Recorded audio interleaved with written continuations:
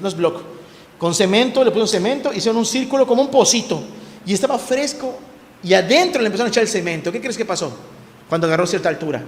Lo venció, ni siquiera dejaron que fragüe, ni siquiera dejaron que seque, desbarató eso y se desparramó todo el cemento. O sea, tú te preguntas, ¿por qué a alguien le pasa eso? Porque no sabe, ¿o sí? Mucha gente piensa que levantar una iglesia es, vamos a construir un lugar, vamos a poner púlpito, vamos a poner guitarras y vamos a poner un predicador, y con eso ya tenemos una iglesia. Y así no se levantan las iglesias. Las iglesias no se levantan así. Es más, puede ser más iglesia la que se levanta sentándonos en piedras debajo de un árbol que construyendo un sitio tan bonito como este y no estar haciendo lo que Dios nos manda. Escúchenlo bien.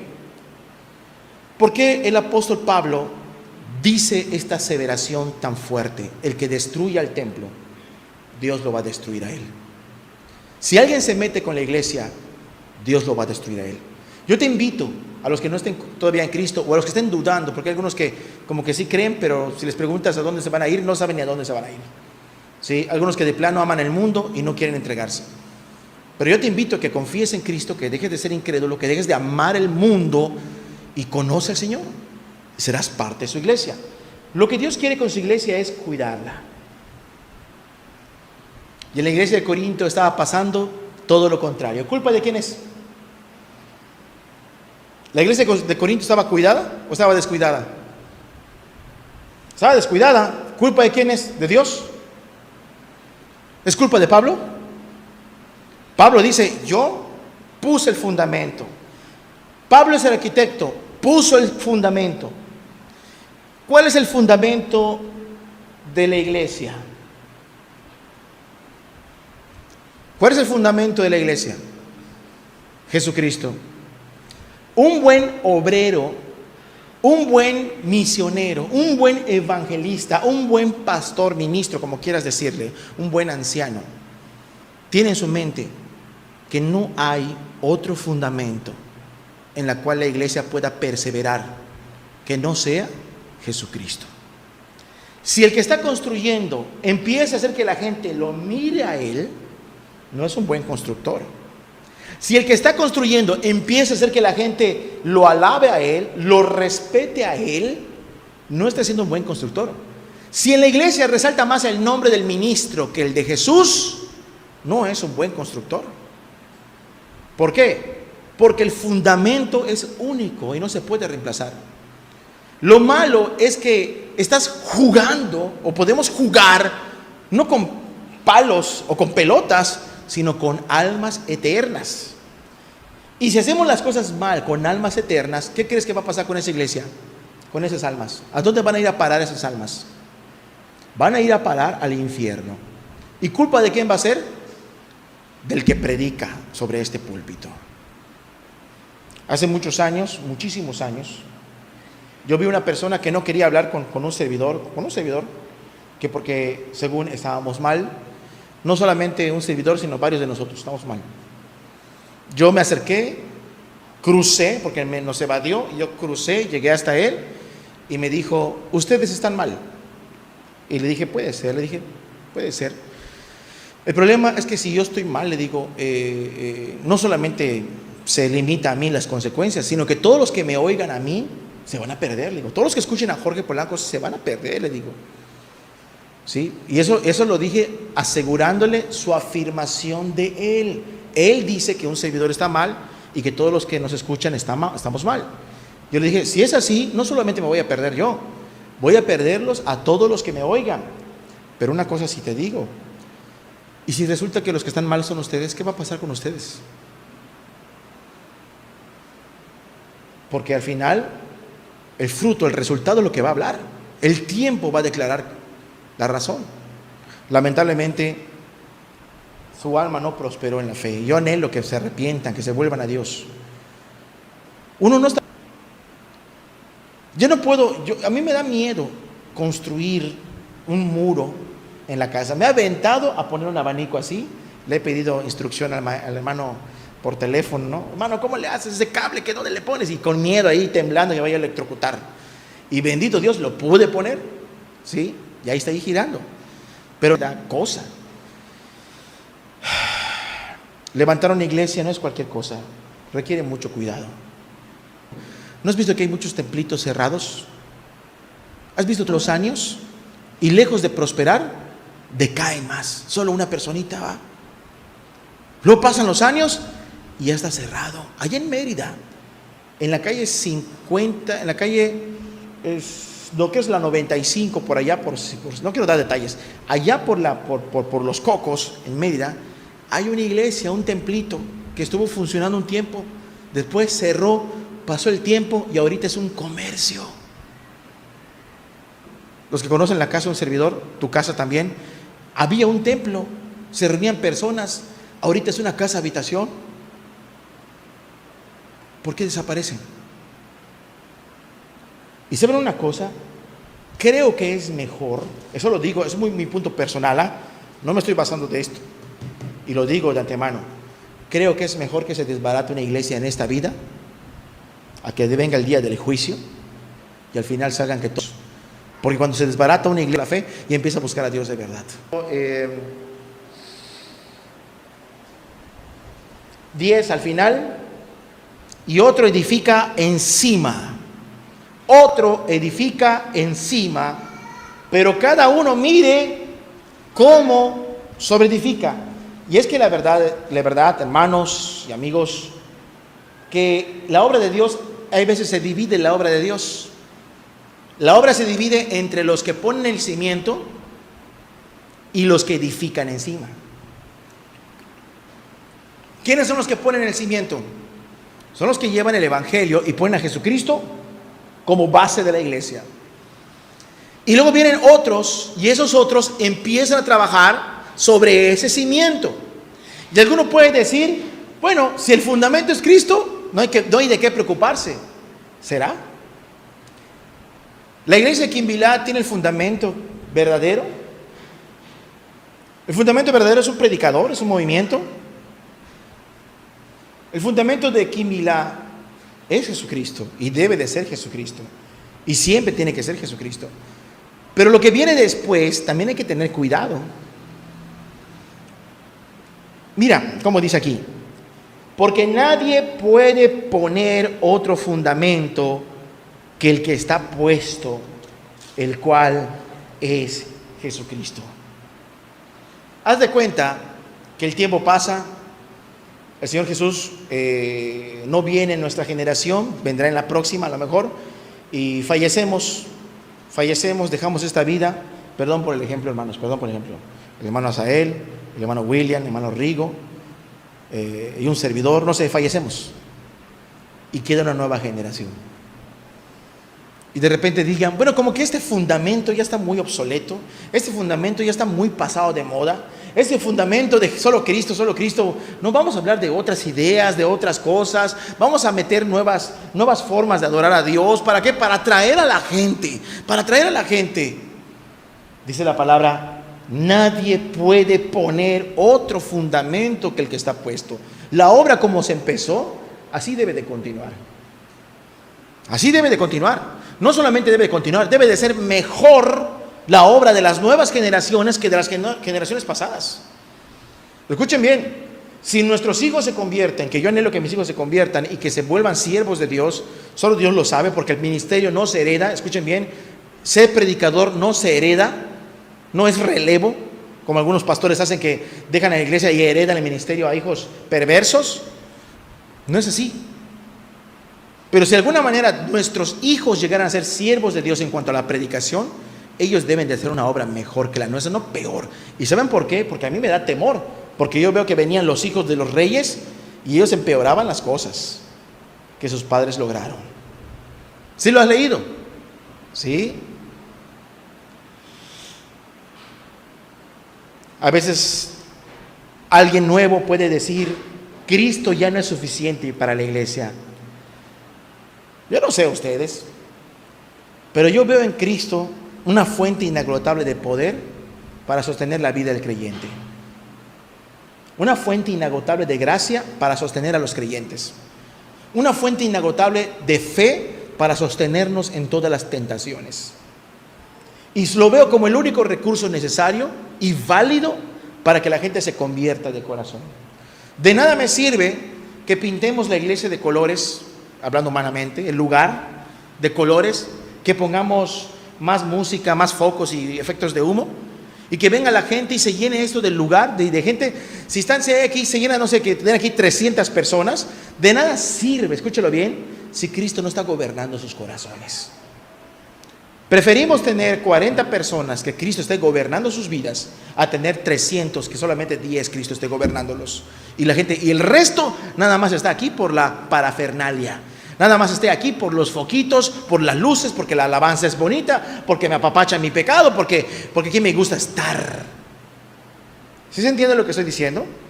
Lo que va a sostener la vida del cristiano no depende de las ideas personales, y eso es lo que empieza a afectar a la congregación. Versículo 12. Y si sobre este fundamento alguno edificare oro, plata, piedras preciosas, madera, heno y hojarasca. Pablo tiene una responsabilidad. Pablo pone el fundamento, que es Cristo, se va, empiezan a hacer un relajo los hermanos de Corinto, y cuando regresa Pablo, regresa como supervisor. ¿Y qué resulta que ve? Que la obra puede ser construida con buenos materiales, fuertes, sólidos y preciosos. ¿Como cuáles? Como los primeros tres: el oro, la plata y las piedras. O el edificio puede ser hecho con materiales corrientes y baratos: madera, heno o paja y hojarasca. Y la idea es fácil.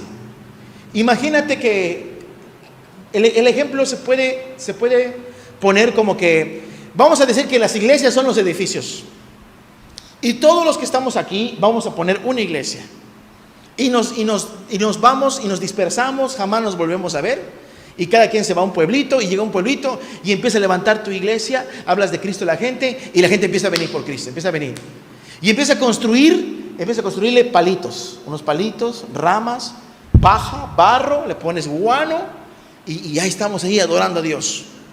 Y otros se van a construir, y empiezan a construir construyen con, no sé, paredes de cemento, pero con techo de guano. Y otros construyen por allá muy lejos, construyen pues todo de cemento, techo de cemento y todo de cemento, ¿sí? Y así cada quien ha construido como mejor, escuchen bien, como mejor le ha parecido.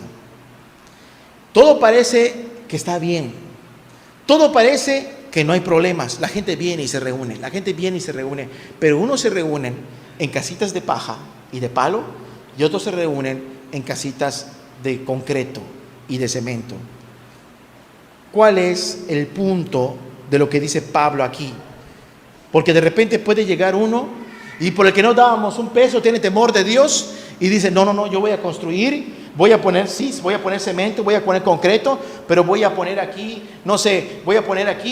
rubíes, voy a poner aquí perlas, aplicaciones de oro, voy a poner aquí jaspe, voy a poner aquí de piedras preciosas, voy a poner marcos de plata, y cuando tú llegas dices, wow, qué impresionante este lugar. ¿Cuál es el punto del apóstol Pablo? Poner un ejemplo que hasta parece muy materialista, pero no lo es. Versículo 13, este es el punto del apóstol Pablo: la obra de cada uno se hará manifiesto, porque el día la declarará, pues por el fuego será revelada la obra de cada uno, cual sea, el fuego la va a probar.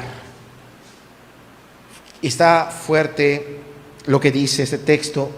Lo voy a leer, ¿sí? Como dice la Nueva Traducción Viviente, el mismo versículo 13.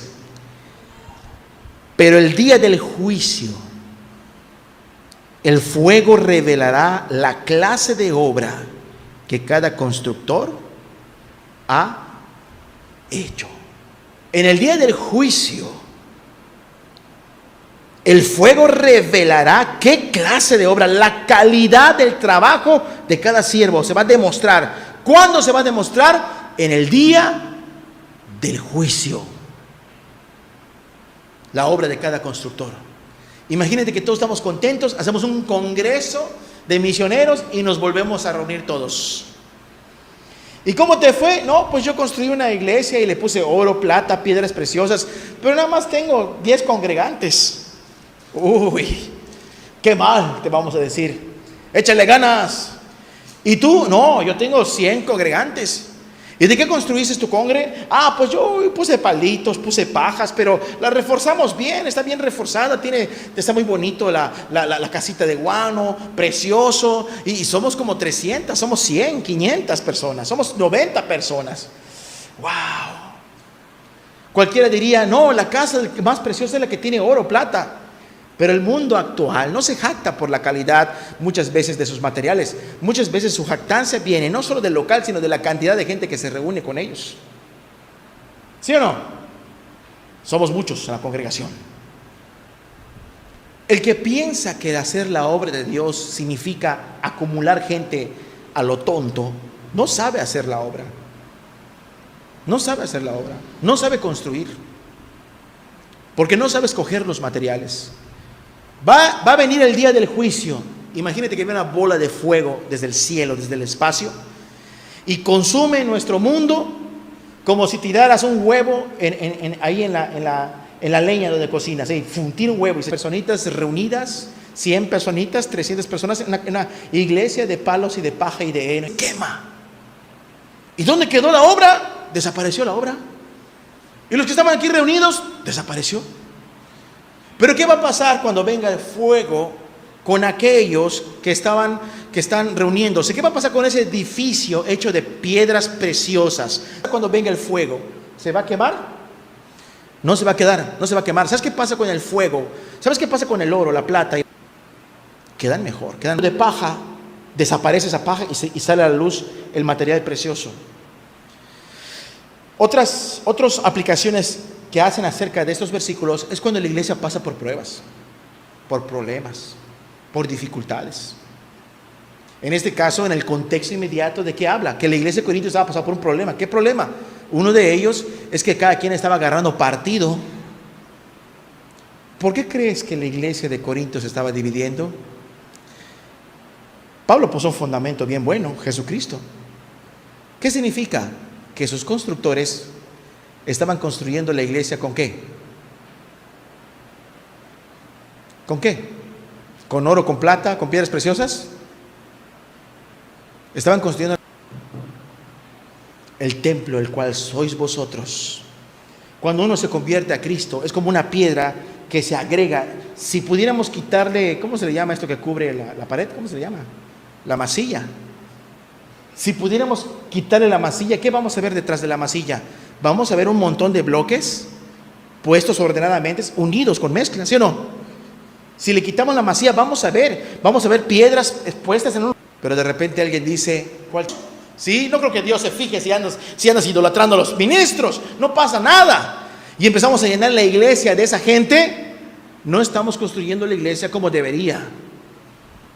Porque el día que venga el juicio, muchos de esos se van a perder. ¿Por qué crees que Dios te trae en un lugar como este? Yo te aseguro algo. Si Dios ha puesto algo en el corazón de esta iglesia, que ojalá nunca lo perdamos. Ojalá nunca lo perdamos. Es que no sabemos hacer la obra de Dios y que solo Dios nos puede enseñar a levantar una iglesia. Conozca a Jesús.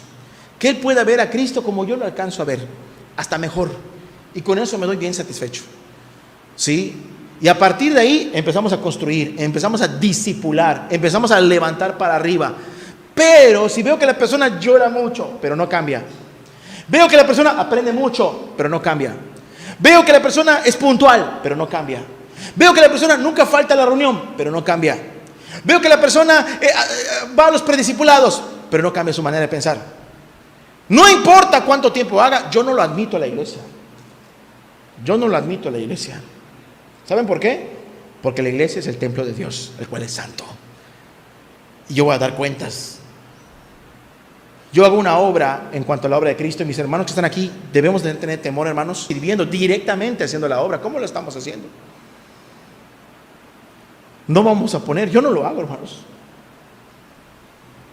Si viene un muchacho nuevo, bien convertido, y quiere comerse al mundo y quiere predicar, pues acompáñanos a predicar, pero nunca le voy a encargar una obra. Hermano, yo quiero compartirte una palabra. Espérate, le diría, nunca lo voy a pasar aquí al frente si está empezando. Hay hermanos que tienes miedo. Y no es por miedo a perder el ministerio, sino es por amor a su alma, porque la Escritura dice, no sea que caiga en el lazo del diablo y se envanezca. Porque es un mal que tiene el ser humano. Se te encarga poquito y ya te sientes grande. Es un mal que tiene el ser humano. Se te encarga la predicación y ya te sientes el siervo que no puede faltar en el reino. Y quieren de aquí es indispensable, hermanos. Yo tengo miedo, hermanos y amigos, porque yo sé que si me ensoberbezco, el Señor me va a desechar para demostrarme que Jorge Polanco, tú no eres necesario. Para que Dios les diga a todos, el único necesario aquí soy yo, dice el Señor, nadie más. Puedo levantar hijos de Abraham, diría Dios, ¿de qué? De las piedras. Puedo levantar nuevos predicadores. Entonces dense cuenta, el problema de la iglesia se debía que habían perdido de vista ¿qué? El fundamento. Las personas que integraban esa congregación ya estaban allí, pues a lo mejor por gusto, y muchas aberraciones que vamos a ver más adelante, y la gente no sabía qué estaba haciendo con la iglesia.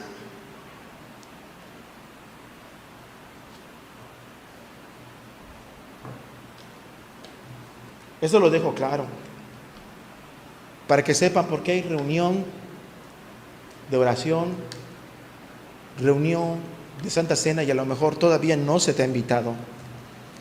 Y si ya se te invitó y no correspondes a la reunión de oración, simplemente estás manifestando que a lo mejor no eres parte del cuerpo.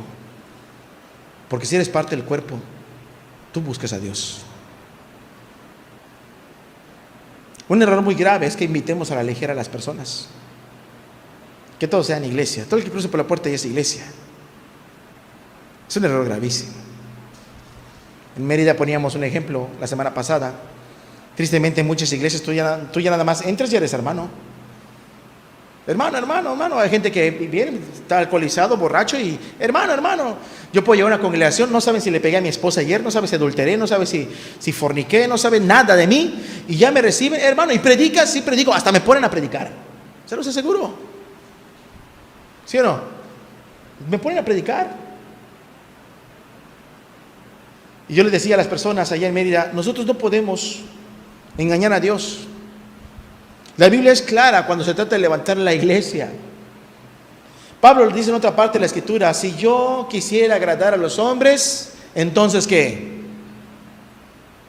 Si yo todavía quisiera agradar a los hombres, entonces ¿qué? ¿Quién ha leído la Escritura?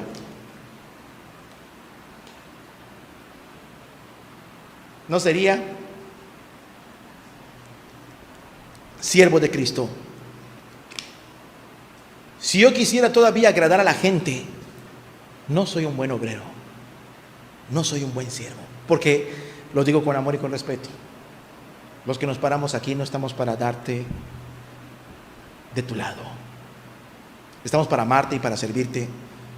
Pero si tú no te quieres convertir, no podemos decirte ya eres salvo cuando no lo estás. Si vemos un cambio de conducta, una búsqueda constante, perseverante, y vemos la obra de Dios sosteniéndote, el mismo Espíritu nos va marcando y nos pone un mismo sentir a varios. Vamos a invitarlo, vamos a invitarla. Y si hay una respuesta obvia, te veremos. Pero si de veras todavía estás frío, no te vamos a ver. Porque hemos visto un fenómeno, ¿cierto o no es cierto, hermanos? Hemos visto un fenómeno. La gente dice, quiero buscar a Dios, y como que veíamos que sí, pues a bautizarlo, ¿no? Y lo bautizamos. Y nunca se presentaba a la reunión de oración. Qué raro. Qué extraño cristiano. Un cristiano que no le guste reunirse a orar. Es algo increíble, impensable. Porque el Hijo de Dios quiere reunirse a orar con sus hermanos. El Hijo de Dios quiere tener comunión con la iglesia y buscar a Dios sin mirar al hombre. Porque si yo me pongo a mirar los defectos de William, de cada uno de ustedes, pues no va a dar ganas de ir a la iglesia. Tú puedes ver mis defectos, no te van a dar ganas de ir a la iglesia. Tenemos que vivir una vida recta para no poner tropiezo a nadie. Pero si estás nacido de nuevo, debes desear buscar a Dios en unidad. Así que el que menosprecia a la iglesia, a la oración de la iglesia, no estás menospreciando a los hombres, estás menospreciando al mismo Señor que te ha hecho parte de su cuerpo, y tú mismo te estás arrancando. Es como si tú te arrancaras un brazo, te arrancaras un dedo, una mano. ¿Y qué crees que estás haciendo? ¿A quién crees que estás hiriendo? ¿Con quién te estás metiendo? Con el cuerpo de Cristo. Y el cuerpo de Cristo no se toca. No se toca el cuerpo de Cristo. Versículo, dice: la obra de cada uno será probada por el fuego. Dice 14: si permaneciere la obra de alguno que sobreedificó, no está hablando de la obra de todos, sino que cada quien va a dar cuenta de su parte, de su labor, recibirá recompensa. Por eso es que en algunas ocasiones los que ponen el fundamento y por alguna razón tienen que irse a predicar a otro lado, y viene otro y empieza a hacer merjunjes con la iglesia y sus doctrinas y sus ideas y errores, y la iglesia empieza a fracturarse, a debilitarse, a veces Dios, ¿qué hace? Como el apóstol Pablo, lo trae de vuelta. ¿Para qué? Para corregirlo y para volver a seguir avanzando como se debió haber hecho todo desde un principio. Y si yo serví mal 2 años, 3 años, y ya me echaron porque no hice bien las cosas, yo voy a darle cuenta a Dios, aunque ya haya pasado este asunto, voy a darle cuenta a Dios de qué hice en ese tiempo con la iglesia de Cristo. Yo le voy a dar cuentas a Cristo de cada uno de ustedes. Y los hermanos que están sirviendo, presidiendo, están al frente de la iglesia, también van a dar cuenta de cada uno de ustedes. Yo no solamente voy a dar cuenta de mi vida y de mi esposa y de mis hijos, voy a dar cuenta de todos ustedes. Tenemos sobre nuestros hombros la responsabilidad de lo que pase con tu alma. Tenemos el derecho de tener miedo y temor de hacer las cosas bien delante de Dios. Tenemos el derecho de tener temor, de querer hacer bien la obra de Dios. Dice, si permaneciere la obra que alguno sobreedificó, recibirá recompensa. Recibirá recompensa. O sea, va a tener un premio. ¿Pero por qué viene el premio? ¿Qué hizo bien ese siervo para que le entreguen un premio?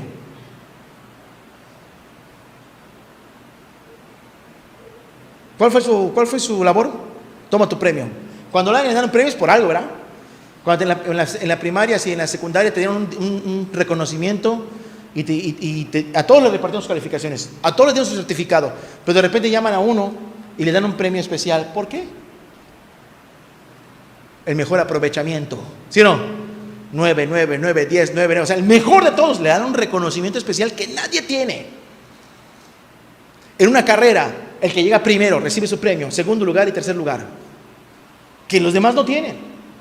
Y en este caso hay siervos, todos sirviendo masivamente a Cristo, sobre el mismo fundamento que todos tenemos. Pero algunas cosas van a hacer las cosas bien, otras cosas los van a hacer mal y otros lo van a hacer peor.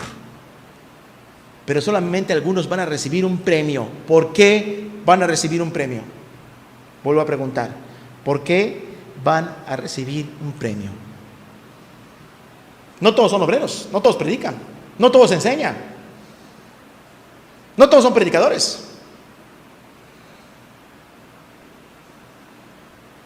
La verdad, les voy a decir algo, y se los digo, no tengo miedo de decírselos, pero no quiero parecer soberbio.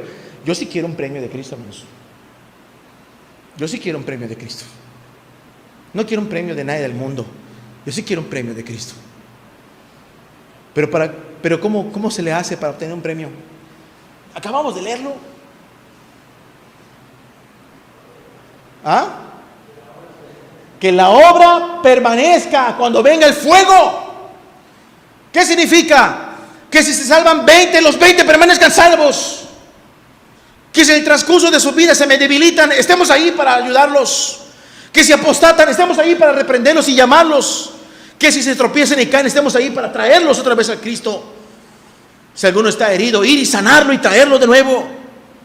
Que si alguno está teniendo ideas raras en su cabeza, corregirlo pacientemente con la doctrina. Que si alguno está fijando, es que usted, hermano, usted es mi ídolo, hermano.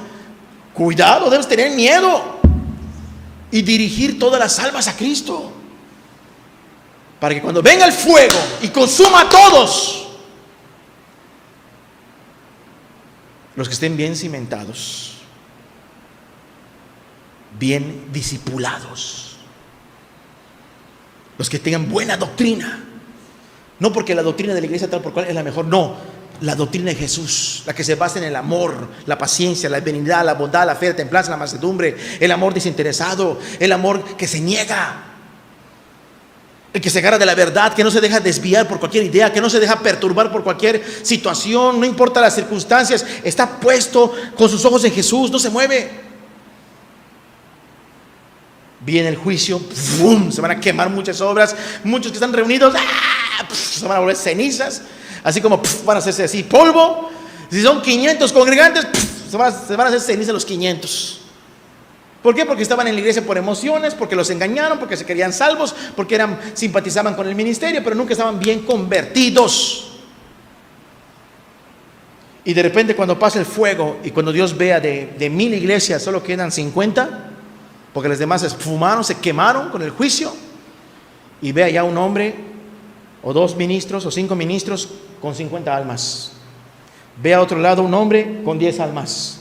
Ve a otro lado un hombre con 300 almas, ¿por qué no? Y ve a otro lado un hombre con 500 almas o con 1000 almas que sobrevivieron al fuego. ¿Por qué sobrevivieron al fuego? Porque tuvieron cuidado de cómo sobreedificaban. ¿Cómo se formó tu corazón? Dios no pone a los ministros para formar de tu corazón un pedazo de paja que por cualquier cosita se va a consumir. Dios no pone tu vida como un pedazo de madera que por muy fuerte que sea la tribulación te vas a quemar y te vas a perder, porque va a venir el fuego, van a venir las pruebas, van a venir las dificultades de ti, una piedra preciosa. ¿No te has fijado que en el libro de Apocalipsis las bases de la Nueva Jerusalén tienen los nombres de quiénes? ¿De quiénes? Son piedras preciosas. El cimiento de la ciudad celestial es Cristo, la piedra principal, pero tiene 12 cimientos, las cuales son ¿quién? Los 12 apóstoles. ¿Te das cuenta? La ciudad celestial, 12 cimientos de diferentes colores, piedras preciosas. ¿De qué está hablando? Que no importa el fuego que vino en la vida de los apóstoles, ellos permanecieron hasta el final. Y nadie aquí ha sufrido más que un apóstol de Cristo, de los 12. ¿O sí? Menos más que Jesús. Menos más que Jesús. El problema es que cuando empezamos a desviar la mirada, porque los problemas no surgen desde afuera, surgen desde adentro. ¿Quiénes provocan los problemas adentro de la iglesia? Ojo con lo que estemos haciendo. Ojo si no nos sabemos conducir desde adentro. ¿Por qué? Porque podemos acarrear condenación. No lo digo yo. Vamos a seguir avanzando. Ve lo que dice el texto. Repito, el 14: si permaneciera la obra de alguno que sobreedificó, recibirá la recompensa. Su premio se debe a que su obra permaneció a pesar del fuego. 15: si la obra de alguno se quemare, él sufrirá pérdida, si bien él mismo será salvo, aunque así como por fuego. ¿Cómo ves esto?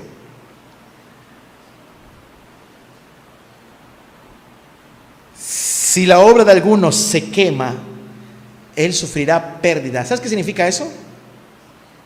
Que si trabajó 50 años en un templito mal, haciendo las cosas a su propia imaginación, lo que él cree que se hace para levantar el cuerpo de Cristo, lo que él cree que se hace cuando alguien se porta mal en la iglesia, yo creo que no hay que poner disciplina, yo creo que si alguien hace una pequeñez hay que disciplinarlo. O sea, cuando uno hace mal las cosas en la iglesia es porque está fuera del orden bíblico. Disciplino gente que no debo disciplinar, bíblicamente no lo permite. No pongo en disciplina gente que bíblicamente debería poner en disciplina.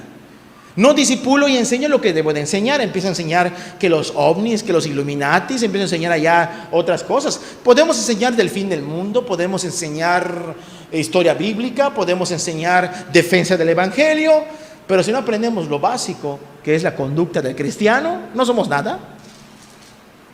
Si no aprendemos lo básico, que es el ABC del cristiano, el preescolar del cristiano, cómo vivir como Mateo 5, 6 y 7, no sabemos hacer nada. No somos hijos de Dios.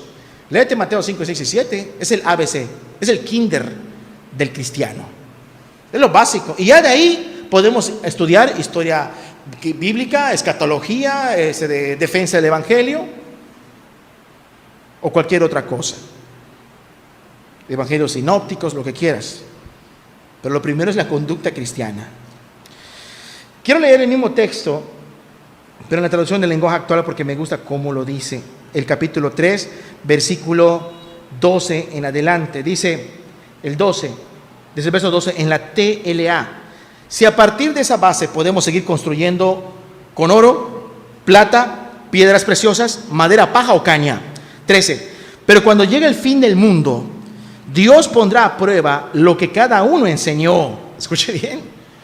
Cuando llegue el fin del mundo, Dios va a poner a prueba todo lo que hemos enseñado durante tantos años. Es más, haz de cuenta que yo vengo a la reunión y tengo un problema con algunos de ustedes. Y el predicador, que es necio muchas veces, no sabe hacer la obra. Podemos decir: Señor, ¿qué debo durar? Háblales de, no sean amigos del mundo, ¿no? Entonces yo, como tengo un problema con alguien, en vez de que yo hable lo que Dios me dirige que tengo que hablar, hago una predicación exclusiva. ¿Para quién?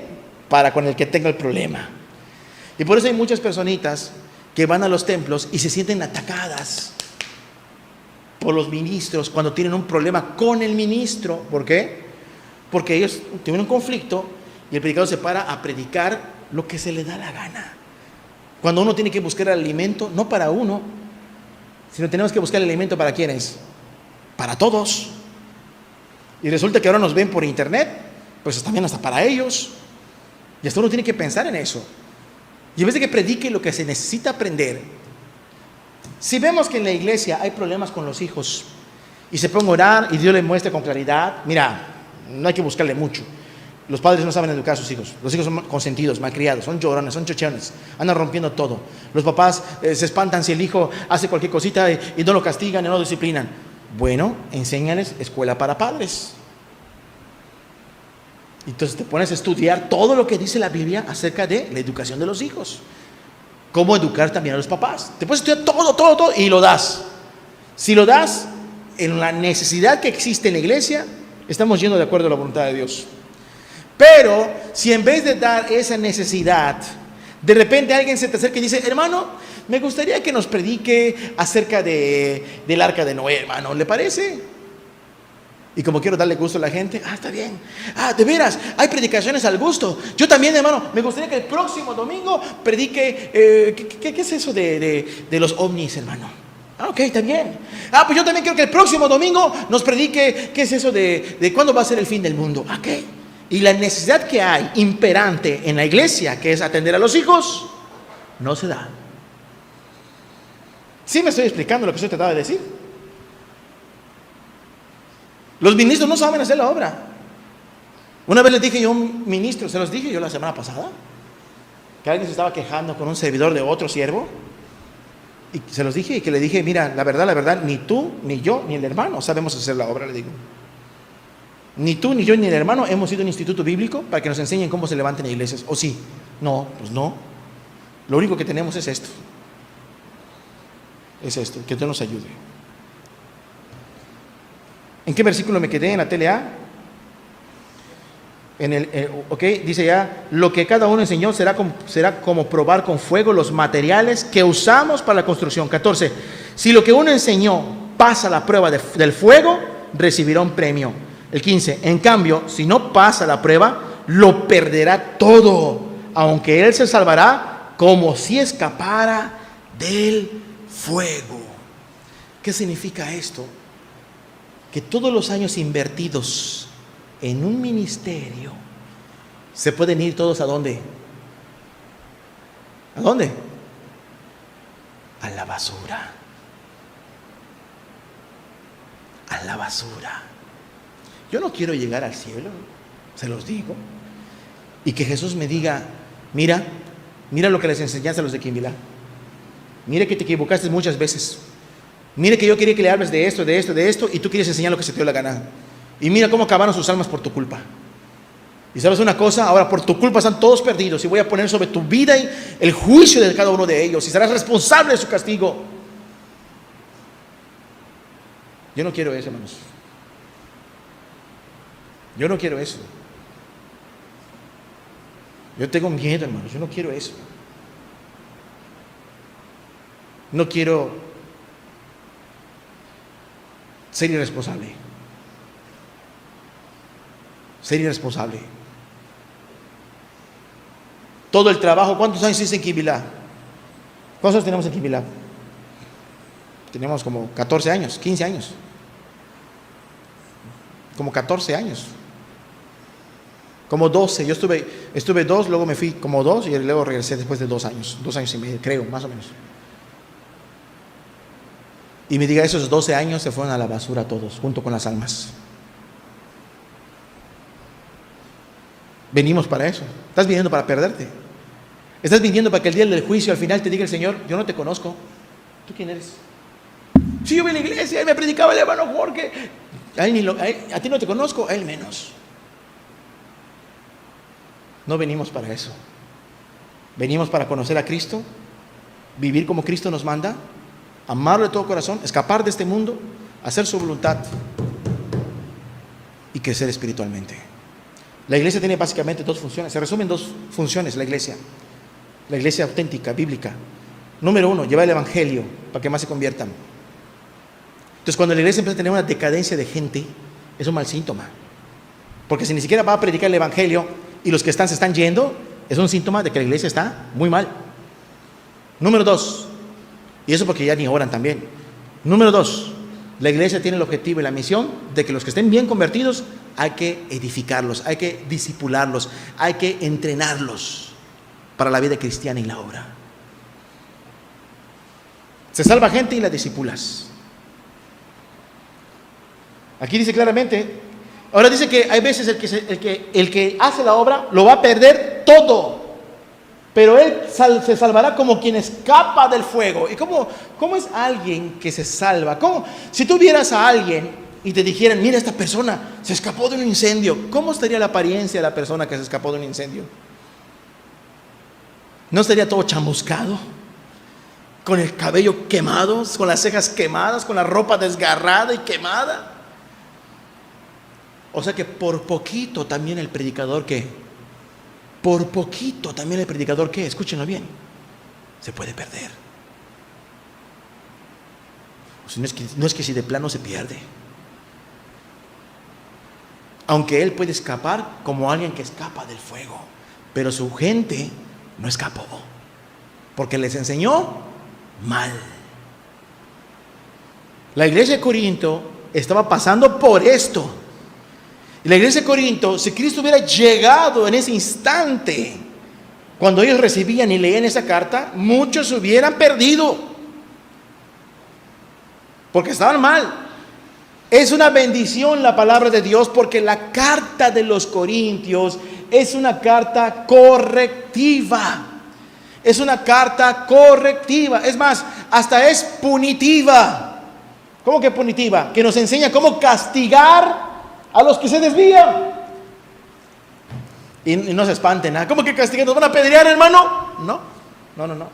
Simplemente, pues, si adulteras, si fornicas, y estás en la iglesia, pues, a grandes rasgos se te pide que te retires, y ya, es lo más que puede pasar. Si estás en el cuerpo de Cristo, ¿sí? Se te pide que te retires, es lo máximo que puede pasar. Si estás causando divisiones, aquí dice, después de 2 o 3 llamadas de atención y no haces caso, se te puede decir que te retires. Vamos a llegar a eso, ¿Cómo vamos de tiempo? Se acaba el tiempo. Entonces, vemos que es algo delicado, se escapará como por el fuego. Versículo 16, ¿no sabéis que sois templo de Dios y que el Espíritu de Dios está en vosotros? Entonces, cuando llegamos a estas alturas del texto, cuando lo analizamos, podemos entender el peso de la pregunta que Dios hace a través de la pluma de Pablo. Ustedes no se dan cuenta que son la casa de Dios. No se dan cuenta que son la casa de Dios. Vamos a transportarnos en los tiempos de Jerusalén. Hace más de 2000 años, antes de que venga Cristo, había un templo grande en Jerusalén. ¿Qué pasa si tú como mexicano entrabas a ese lugar? ¿Qué pasa si tú como mexicano entrabas al templo de Jerusalén? ¿Qué te pasaría? Te dirían, hermano, como te dirían hoy en día, hermano, bienvenido, hermano, pásale, siéntate, hermano, predícanos algo. ¿Eso te dirían? Te dirían, tú te ves medio panucho, te ves medio guarache, has de ser de México, ¿verdad? Sí, soy de México, de Mérida, Yucatán. ¿Y qué haces aquí adentro? Te dirían. ¿Sí o no? Es que estoy buscando a Dios. ¿Te dejarían quedarte aunque tú declararas que estás buscando a Dios? No, allá en el patio. ¿Aquí afuera? No, más afuera, en el patio de ¿quiénes? De los gentiles. ¿Eso qué te enseña? Porque Dios lo había establecido, escúchelo bien. En la antigüedad Dios estableció, mientras más céntrica está la presencia de Dios, menos gente entraba. Menos gente entraba. Mientras más céntrica estaba la presencia de Dios, menos gente entraba. ¿Por qué más céntrico? Porque cuando Dios viajaba con su pueblo, con la nube de, ¿te acuerdas de la historia de Moisés en el desierto y del pueblo? La nube de fuego en la noche y la nube que les daba sombra de día. Cuando Dios se detenía en un lugar, significaba de que hay que acampar. Y los que primero que acampaban, ¿quiénes eran? Los del tabernáculo. Se montaba el tabernáculo de Dios, el lugar santo, el lugar santísimo, el altar de bronce, se ponía la barda de telas, qué sé yo, y a partir de ahí se acomodaban alrededor todos los pueblos. A ese lugar solo entraban sacerdotes. Al lugar santo solo sacerdotes. Al lugar santísimo solo el sumo sacerdote. Y una vez al año. Y los gentiles ni podían acercarse. En el tiempo de Jesús había un templo de piedra, había un patio para gentiles, un patio para mujeres judías, un patio para hombres y el atrio de la casa de Dios, que estaban los levitas. O sea que estabas 3 niveles afuera, si fuéramos a adorar en los tiempos de Cristo. 3 niveles. Las mujeres judías irían delante de nosotros. Cristo Jesús vino a acabar con esa división. Dice la palabra que Cristo al morir en la cruz rasgó el velo de su carne y nos dio a todos acceso directo. ¿A quién? Al Padre Eterno, como el que entra al lugar santísimo. Ahora bien, ¿qué significa esto con lo que dice el texto? Ahora tú eres el templo del Espíritu. ¿No tienes cuidado de quién entra? Y repito, no significa que no vamos a dejar entrar a las personas. Todos son bienvenidos a escuchar la palabra de Dios. Pero cuando se trata de discipular a la iglesia, queremos ver que estés convertido. Queremos ver que ames a Cristo. Porque si eres fluctuante, no nos reclames. Si aquí hay alguno que no se ha convertido y tiene tiempo que no se convierte, no nos reclames. ¿Por qué a mí nunca me han pasado a la congregación de la oración? ¿Por qué a mí nunca me han invitado a una santa cena? No nos reclames. ¿Cómo está tu constancia?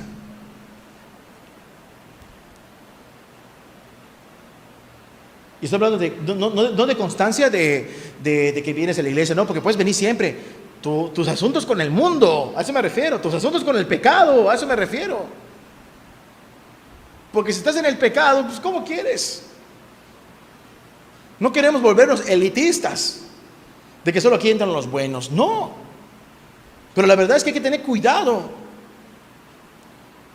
Tú puedes venir acá a escuchar la voz de Dios y arrepentirte y salvarte en un 2x3 y demostrar los cambios allá afuera. En un 2x3 nos podemos dar cuenta inmediatamente cuando Cristo te ha salvado, aunque no hayan pasado ni siquiera una semana. Aunque podemos ser a veces escépticos, porque nos ha pasado entre nosotros, ¿sí o no? Que alguien se salva y quiere bautizarse y como que estamos dudando, ¿no? Pero hay algo que nos muestra que también tenemos que confiar en la obra de Cristo. Y la gente se salva y permanece fiel y prospera en la fe. sin afán de ser escépticos. ¿Por qué lo hablamos? Por las obras, por sus frutos. Se conoce a la gente. Cuando ya no está jugando con el mundo, cuando va y restituye, cuando va y se arrepiente y empieza a entregarse, a buscar a Dios, demuestra que su corazón está puesto en Cristo, de la abundancia del corazón habla la boca. Si antes era el mundo lo que vomitaba, ahora solo proclama, busca, anhela, desea, ama a Jesús. Bueno, vamos a invitarlo a la iglesia. Debes de considerarlo como lo que es, un privilegio. Un privilegio. Aquí hemos tenido problemas de discipulado. ¿Qué problemas? Que se dan discipulados y a veces venían bien poquitos. Y la gran mayoría muchas veces no venía. Hay veces. El que viene constantemente y aprende constantemente, no de un servidor de Cristo, ¿qué estamos haciendo? Lo estamos forjando para que sea piedra preciosa. Pero el que no viene a los discipulados se va a quedar como paja. Va a venir el fuego y lo va a consumir. Por eso hay vidas consumidas. Escúchenlo bien. Por eso hay vidas consumidas, acabadas. Porque no se fogonearon con la palabra de Dios.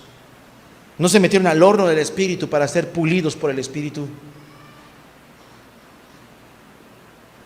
Dice la palabra claramente: ¿no sabes que sois el templo de Dios? Yo lo voy a decir y lo digo, y no me importa lo que piense la gente. Para mí la iglesia de Quimbilá es especial, sobre todas las iglesias que hay aquí en este pueblo. ¿Y saben por qué? No porque ustedes sean mejores que los demás, sino porque Cristo nos ha rescatado del pecado. Porque tú sabes cómo vivías antes y sabes cómo Cristo te ha hecho vivir ahora. Una hermana me decía: hermano, ¿verdad que cualquier congregación es lo mismo? No queremos ser gente que se crean los únicos salvos, pero no es verdad que todas las congregaciones son lo mismo. Tampoco negamos que haya presbiterianos que estén caminando verdaderamente con Dios, porque sí los hay. Sí los hay. Muchos de los reformados que tienen muy buen testimonio y buenas enseñanzas en internet son de corriente calvinista. Los reformados, donde pertenecen allá Sugel Michelén, ¿no? Son reformados, ¿no? Buena doctrina, buena enseñanza y caminan en santidad. Pero también tenemos hermanos de corrientes arminianistas, como el hermano David Wilkerson, que ya se fue con el Señor. El hermano Leonard Rammel. Nadie puede negar que era un hombre de Dios muy santo y que edificó la iglesia con poder, y su obra permanece aún después que está con el Señor. La obra del hermano permanece hasta ahorita. Son hombres de Dios. La obra del apóstol Pablo permanece, y mira cuánto tiempo ya tiene él. Todavía sigue el apóstol Pablo influenciando vidas, y ya tiene hace 2000 años que se fue con el Señor. Miren, yo anhelo que muchas congregaciones puedan conocer a Cristo y caminar con Cristo. Por eso cuando me invitan a un lugar a predicar, si me dan la oportunidad de predicar, yo no voy a promover la iglesia de Mérida o la iglesia de Quimbilá. Yo voy a hablarles de Cristo y de lo que necesitamos, porque también ellos pueden caminar. Es más, algo que el Señor ya me enseñó, que a pesar de que las otras congregaciones pueden no estar caminando con Dios, pueden hasta andar en apostasía, hasta eso el Señor ya me enseñó: ten cuidado de cómo te refieres a ellos, porque yo puedo tener intenciones de salvarlos, ¿o no? ¿Dónde estabas metido tú antes de conocer a Cristo? ¿No tenías religión? Ni ibas al templo y todavía te echabas tus cervecitas, ¿sí o no? Así era yo. Iba al templo y hacía mis pecados. Cristo nos sacó de una religión, no para meterte a otra religión muerta, sino para que seas salvo y seas edificado. Continuamos. ¿Acaso no saben ustedes que son el templo de Dios y que el Espíritu de Dios vive en ustedes? Versículo 17. Ustedes, dice, si alguno destruye el templo de Dios, Dios destruirá a él, le destruirá a él, porque el templo de Dios, el cual son ustedes, santo es. Ustedes son el templo santo de Dios. Cualquiera que destruya su templo, Dios también lo va a destruir. Verso 18. Nadie se engaña a sí mismo. Si alguno entre vosotros se cree sabio en este siglo, hágase ignorante para que llegue a ser sabio. ¿Cómo tienen que ser los que hacen la obra de Dios? ¿Cómo tienen que ser los que hacen la obra de Dios? ¿Cómo se levanta una iglesia? Si un siervo es invitado por el Espíritu Santo a servir, a levantar la iglesia, a levantar el pueblo de Dios, ¿cómo se supone que tienen que ser los siervos de Dios? Es que yo sí sé levantar una obra, porque yo predico. Buscamos un lugar donde nos reunimos. Hermano, ¿nos presta tu casa? Sí, sí, sí, la casa, presto la casa. Y te prestan la casa. Y el que te presta la casa no deja de beber. O el que le presta la casa maltrata a su esposa. Pero bueno, ahí estamos ahí reunidos, gloria a Dios, aleluya. Y empieza a reunir la gente, y la gente empieza a ver cómo trata el otro a su mujer. Y dice, hermano, aquí, gracias a Dios por la casa que nos prestan, nos reunimos. Pero yo veo que el hermano bebe y además maltrata a su esposa. No se preocupen, hermanos, no se preocupen. Dios está haciendo la obra en él. La buena obra que Dios empezó en él la va a ir perfeccionando hasta el día postrero. ¿Está bien eso? ¿O no está bien? ¿Qué dicen ustedes? ¿Cuál buena obra? ¿Cuál buena obra que el hombre siga tomando? ¿Cuál buena obra que el hombre maltrata a su mujer? ¿Cuál buena obra? ¿No va a ser que los que se congreguen no quieran seguir congregándose? ¿No va a ser eso un tropiezo? Rick Warren tiene un megatemplo en Estados Unidos, un hombre famosísimo por un libro llamado Iglesia con Propósito. Vendió miles y millones de libros, se hizo millonario vendiendo su libro con muchas mentiras. Yo empecé a leer ese libro, creo que casi llegué a la mitad y no lo aguanté leer. Eso habla muy bonito, pero hay muchas mentiras de por medio. Ese hombre se reunía en aquel entonces, creo que ya no lo sé, pero en aquel entonces muchos pastores le decían a él, hermano, ¿por qué permites que Rupert Murdoch, que es el gran productor de pornografía de todo Estados Unidos, que tiene estudios para grabar películas inmundas, esté en la primera fila de tu iglesia? Porque da buenos diezmos. Rupert Murdoch es el dueño de Sonderbank, las librerías cristianas más grandes de Estados Unidos, y Sonderbank compró a Grupo Vida aquí en México. ¿Por qué crees que han cambiado los libros cristianos en estas épocas? ¿Ya no encuentras buenos libros cristianos? ¿Qué decía Rick Warren?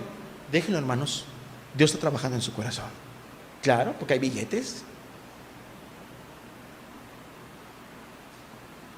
No importa qué hombre sea reconocido, para lo que el hombre es sublime, para Dios, ¿qué es? Es abominación. Es asqueroso. Vean ustedes mismos. Si uno quiere hacer la obra de Dios, tiene que reconocer que no sabe hacer la obra.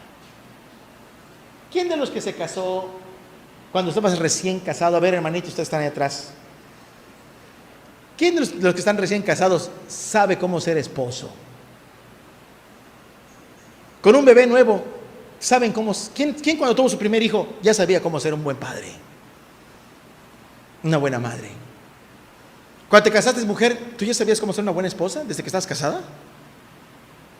Varón, ¿tú ya sabías cómo ser un buen esposo?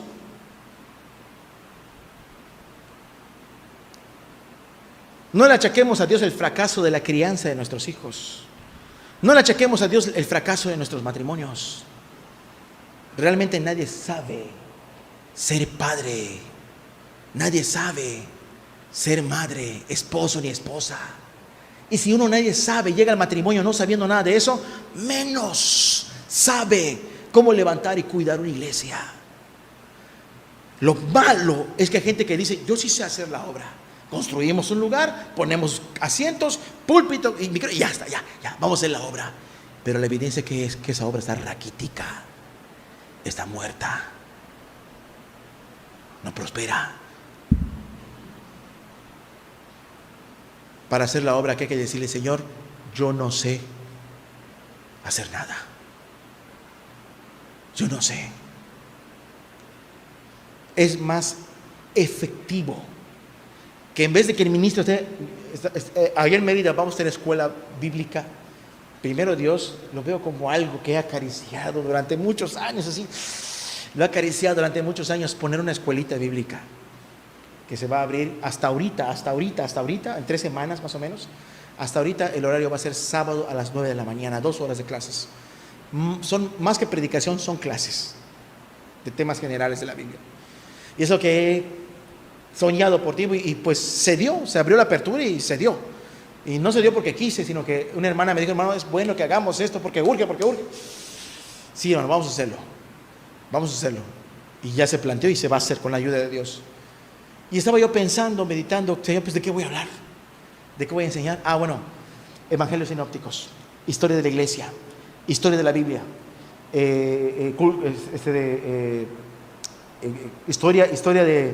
historia bíblica, ¿no? Desde el Génesis, un poquito de defensa del evangelio, ¿sí? Un poquito quizás de escatología de los tiempos del fin. Pero luego venía en mi mente un pensamiento, porque ya estoy armando como una especie de, ¿cómo se le llama eso, hermano? ¿Cómo se llama cuando armas un programa de estudios? Programa de estudios se le llama, ¿no? Pensaba en mi corazón, vale más que llores por cada alma que armar esto y no derrames tu corazón delante de mí. Digo, sí es verdad, Señor. Porque si yo me pongo a hacer todo el glosario de todas las clases que vamos a tener y no me voy preocupando por los asistentes y orar por los asistentes, no va a funcionar. Es una pérdida de tiempo. Es una pérdida de tiempo. Entonces, no es que no vaya a armar las clases, no, lo voy a hacer, pero lo principal que es orar a Dios, pedirle a Dios que sea el que haga la obra, porque uno no lo sabe hacer. Muchas de las obras fracasan porque el que cree que la está haciendo, cree que sabe. Hermanos, si yo sé algo, un poquito de cómo ser padre, se lo debo a las Escrituras. Si sé un poquito de cómo tratar a mi esposa, se lo debo a las Escrituras. Y si yo puedo aprender un poquito de cómo pastorear una iglesia, se los debo a las Escrituras. No lo van a creer. La primera instrucción para pastorear una iglesia la recibí del hermano Miguel Carballo. Y él me dijo, ¿sabes qué te falta? Me dice, tienes corazón de evangelista, pero no tienes corazón de pastor, me dijo. Pídele a Dios un corazón de pastor. Y le hice caso.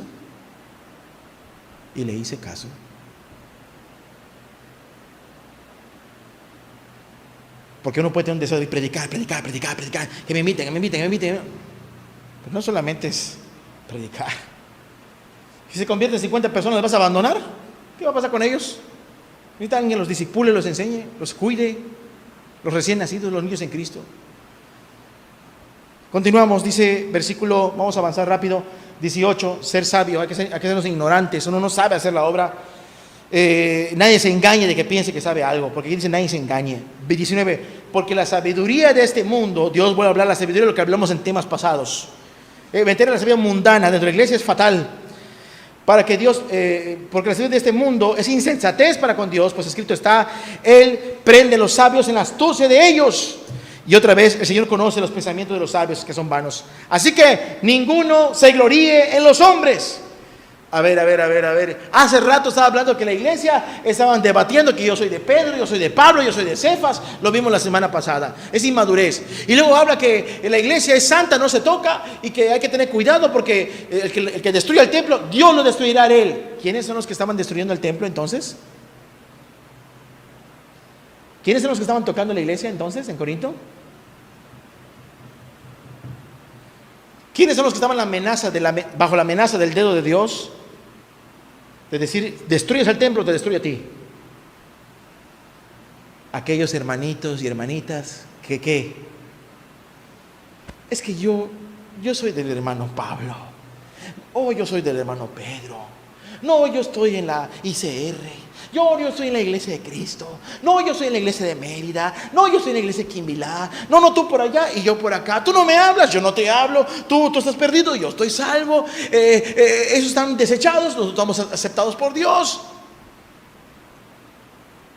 Dios dice, cuidado con lo que haces.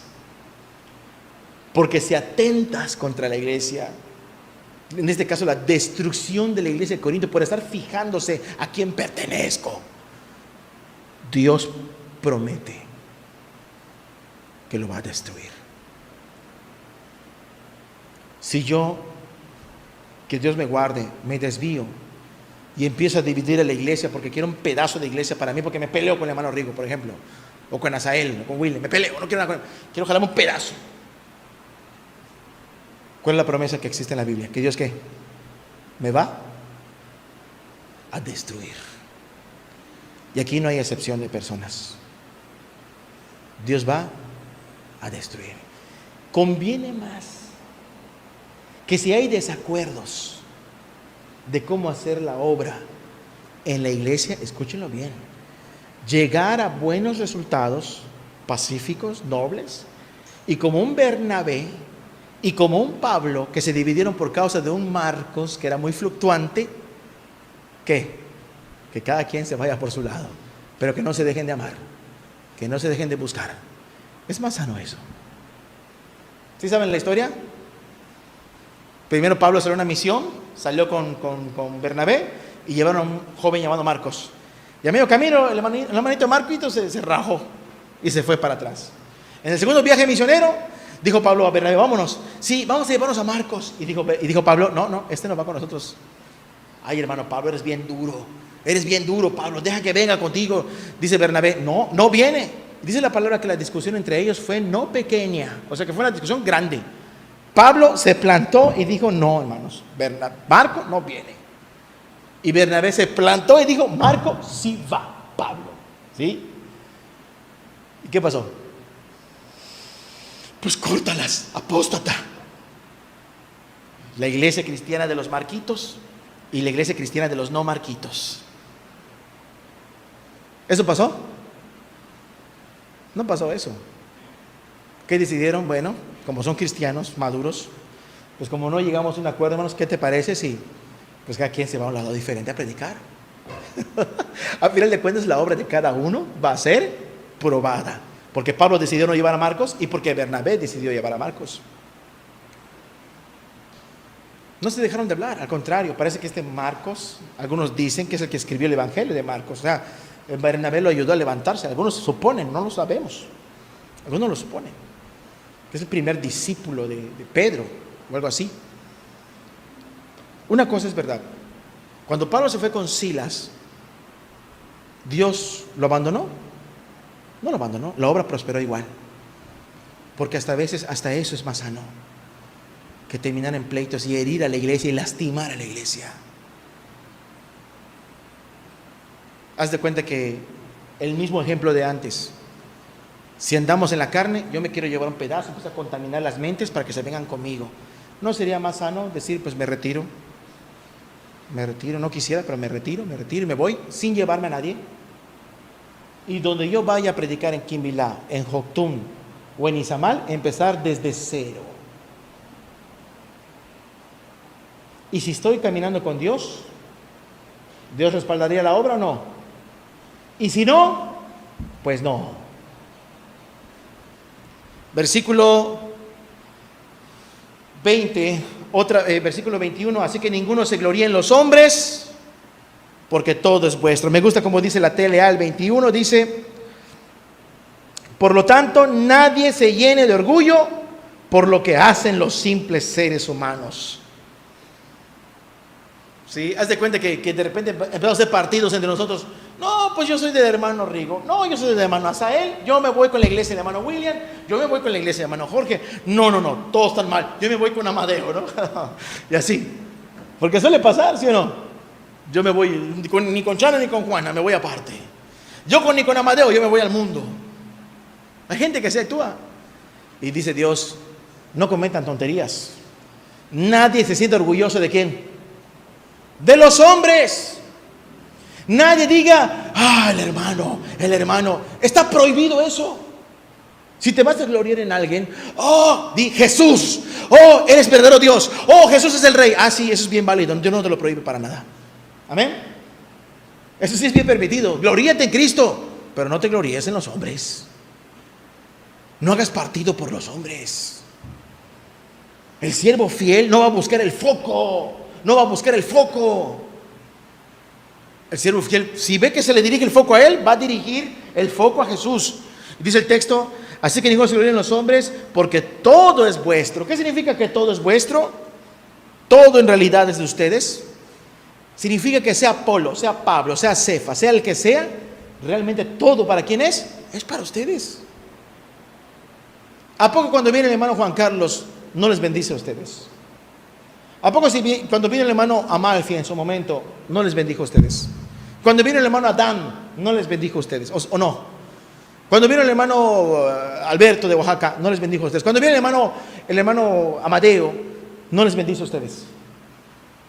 En vez de estar agarrando partido, dale gracias a Dios. ¿Por qué? Porque nos has dado ministros que pueden enseñarnos fielmente.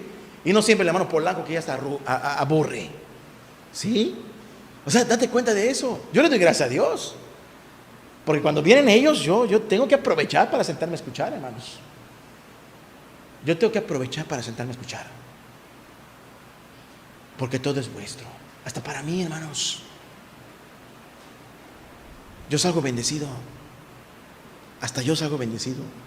Porque todo es vuestro. Verso 22, aquí lo vemos. Sea Pablo, es vuestro. Sea Apolos, es vuestro. Sea Cefas o Pedro, es vuestro.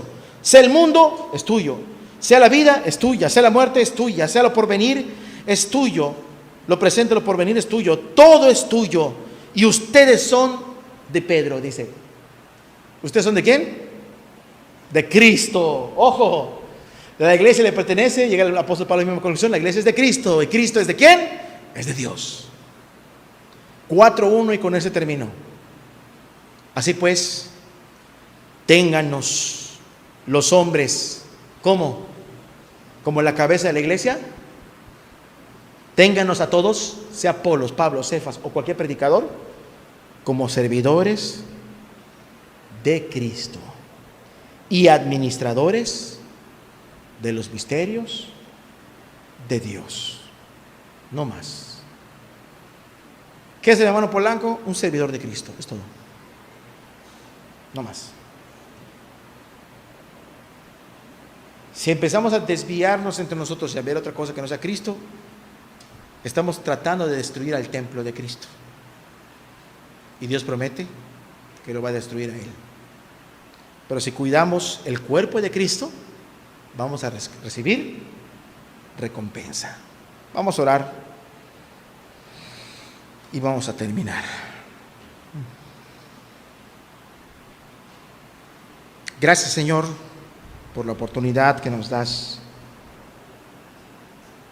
de estudiar tu palabra, Señor. Muchas gracias. Tú amas a la iglesia porque pagaste por ella un precio muy alto. La vida de tu Hijo amado, nuestro Señor Jesús. Nuestro Señor Jesús, amas mucho a tu iglesia porque pagaste un precio muy alto por amor de ella. Derramaste tu preciosa sangre y tu vida en la cruz por cada uno de nosotros. Los que somos parte de tu iglesia, Padre, ni siquiera digo los que ministramos, ni siquiera digo los que predicamos, todos los que somos parte de tu cuerpo, de la novia de Cristo, ayúdanos a cuidarnos mutuamente. Ayúdanos a cuidarnos, Padre. Ayúdanos a no poner la mirada en los hombres. Ayúdanos a no sentirnos orgullosos de pertenecer a algún hombre. Como si ignoráramos que el templo no fuera tuyo, Señor. ¿Quién murió por la iglesia? Pedro, Pablo, Apolos. Solo hubo que murió por la iglesia, es Jesús. Él es el único dueño de la iglesia. Tú eres el único dueño de la iglesia, Señor Jesús. El Padre se ha provisto para su Hijo una desposada que costó su vida, la vida de su Hijo amado. Y no quieres que nadie maltrate a la novia de Cristo. Oh, Padre, aún nosotros, Señor, como varones, aún nosotros como varones, si tenemos esposas cristianas y las maltratamos, estamos maltratando a una hija de Dios. Porque aunque sean nuestras mujeres, también son tus hijas. Y así como a nosotros no nos gustaría que ningún insensato, necio que se case con nuestras hijas las golpee, las maltrate, a ti menos te gustaría eso, Señor. ¿No te gustaría eso? Si no nos gustaría que nadie agarre a nuestros hijos y los golpee con violencia, injustamente, por cualquier cosa, y aunque hicieran algo malo, que los esté lastimando, tampoco nos gustaría, Señor. Si nosotros como padres, seamos hombres o mujeres, maltratamos a nuestros hijos que también son cristianos, estamos maltratando el cuerpo de Cristo. Si como predicador me pongo a predicar sobre juicio, iras, implacablemente, sin misericordia, no buscando la redención ni el arrepentimiento, condenando y dejando sin salida a los que escuchan la palabra, a los que están desviados, estoy maltratando el cuerpo de Cristo.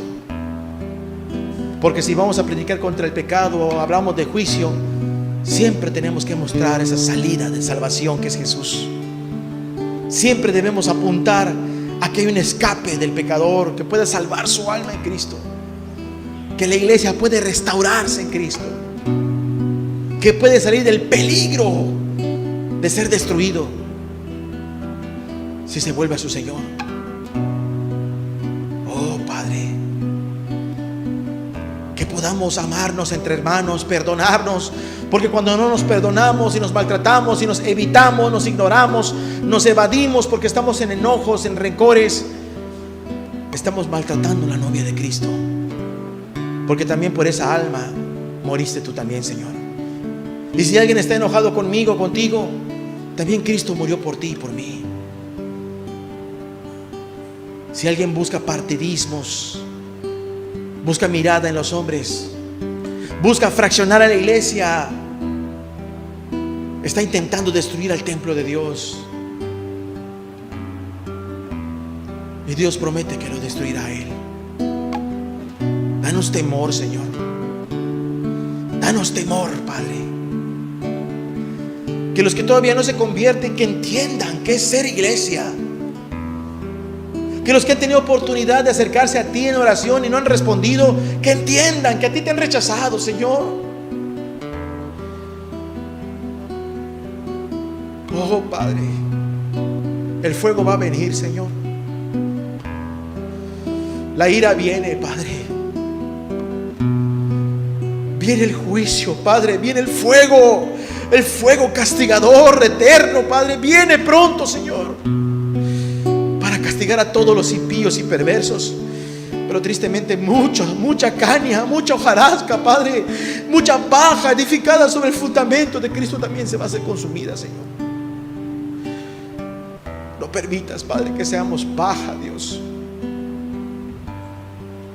No permitas que la iglesia Quibilá se vuelva de paja, de hojarasca, Padre. No permitas que nosotros enseñemos mal, Dios, a conveniencia, Padre. Ten piedad de nosotros, Dios. Perdónanos, Señor. Perdónanos, Señor. Ayúdanos, Padre, a hacer tu voluntad. Ayúdanos a hacer tu voluntad, Señor. Ayúdanos a ver los planos de la palabra, Dios, y ver lo que estamos haciendo mal, Señor. Para corregirlo estamos a tiempo, Señor. Estamos a tiempo, Señor. Nadie puede poner otro fundamento que el que está puesto, Señor. Ayúdanos a hacer las cosas bien, Padre, a la iglesia a nivel nacional, a nivel mundial, Padre. La iglesia se divide, Señor. La iglesia está con la mirada en los hombres. Las iglesias están partiendo en pedazos porque unos dicen: yo soy de este movimiento, yo soy de otro. Si estás con este pastor, no te hablo, cuando entre esos hermanos no se han hecho nada, no se han ofendido en nada, Padre. Aún los mismos ministros les ordenan a las ovejas: no te juntes con ellos, Padre. Qué ciegos están, Padre. Envanecidos, creen que lo saben todo, Padre, cuando todos somos ignorantes, Dios. Ayúdanos a hacer la obra, Padre. Ayúdanos a no sentirnos mejor que los demás. Yo considero especial esta congregación, pero no porque seamos mejores. Nos sacaste del pecado, Señor. Nos acordamos perfectamente la inmundicia en donde estábamos revolcados y hundidos. No somos mejores que nadie. No dejes que la palabra se nos suba a la cabeza. Ayúdanos a tener los pies sobre la tierra y a no desestimar a nadie, Señor. Corrígenos, Dios. Enséñanos a amar a tu iglesia, Dios. Enseña a los hermanos a amarse bíblicamente, mutuamente. Te lo rogamos, te lo pedimos en el nombre de Jesús. Amén.